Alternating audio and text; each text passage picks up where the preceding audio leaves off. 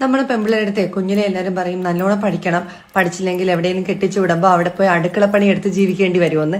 സത്യം പറഞ്ഞാൽ നമ്മൾ പഠിച്ചാലും പഠിച്ചില്ലെങ്കിലും അടുക്കളപ്പണി എടുത്താലേ പറ്റുള്ളൂ കേട്ടാ.